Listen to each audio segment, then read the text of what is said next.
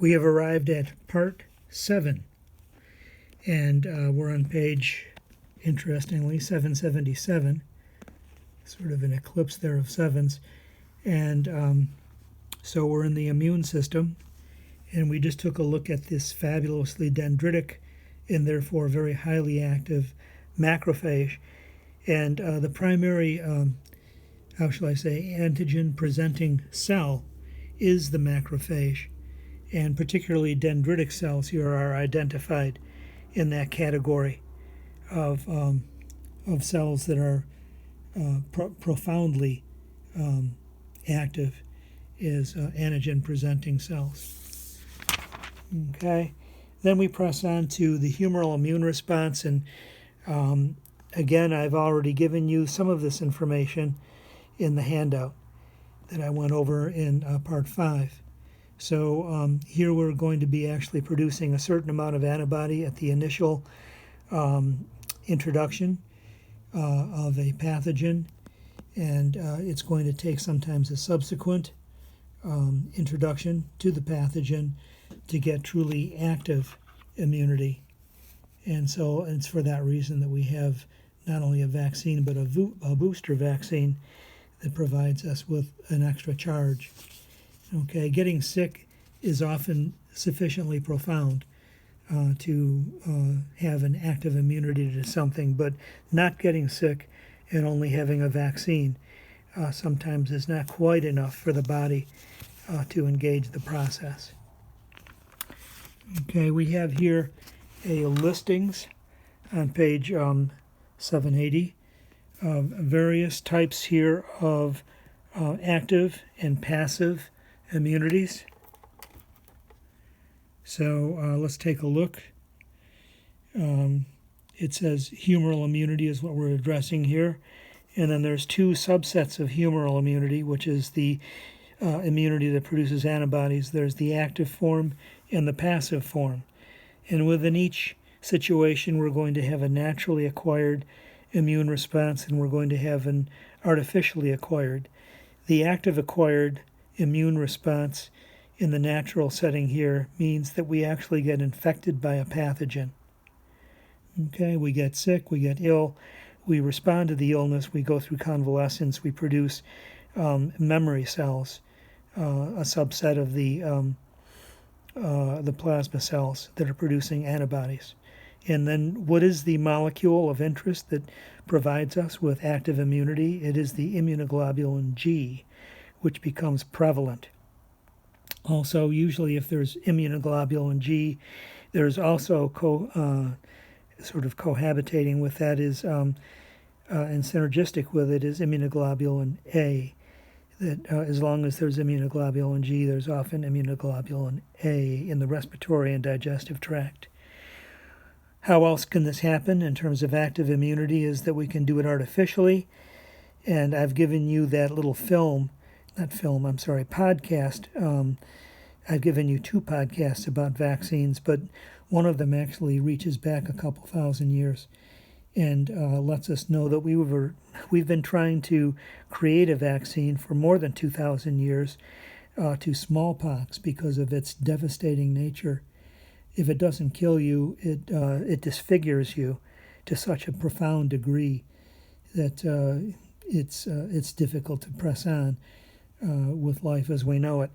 So the idea here is that vaccine has become finally functional in modern times, and there seems to be some controversy about that, but it's mostly a political and social controversy. It's definitely not a scientific one. So speak to me about it if you need to. But at any rate, artificially acquired immunity of the active persuasion is done through vaccines. Okay, and then we have passive immunity. And how does that work? There's a couple of types that happen naturally, and those types are basically through the placenta. As long as mom has immunity to something, then the fetus is experiencing that same protective immunity from mom's immunoglobulin G. IgG crosses the placenta, and you need to know that for the rest of your life because every board exam on Earth, from medical school to nursing school, will ask you for that little tidbit of information. And so here's an easy point for you. So crossing the placenta is IgG, keeps the fetus alive. Once we have a neonate and we have a breastfeeding baby, then there's milk. And in the milk of the mother is IgA. So this is a further, how shall I say, outcome of class switching. And so the IgA then is in the respiratory fluids and the digestive fluids of humans, and then particularly it's in the milk of mother's milk. Okay, so something you don't get from cow's milk, or you don't get it from goat's milk or anybody else's milk, including almond milk, is you get IgA from your own mom's milk. So that's an important detail. Then we have the artificially acquired passive immunity, and so this would be gamma globulins. Sometimes they're used or have been used in the treatment and prevention of various diseases as a prophylactic measure, particularly in hepatitis in the early days before there was a vaccine to hepatitis B in particular. They used gamma globulin to function protectively. We know about ROGAM, and that we're going to be talking about it when we have Rh negative moms giving birth to Rh positive children.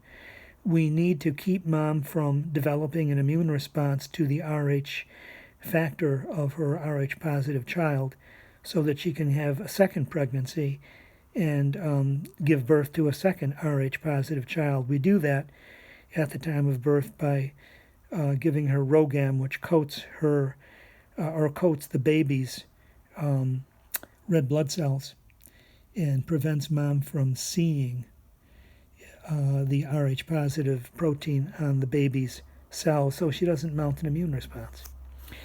So we'll get into that. It's a very interesting little technique. Okay, so that brings us over to our friend, the immunoglobulin. A little piece of molecular biology here that's absolutely fascinating.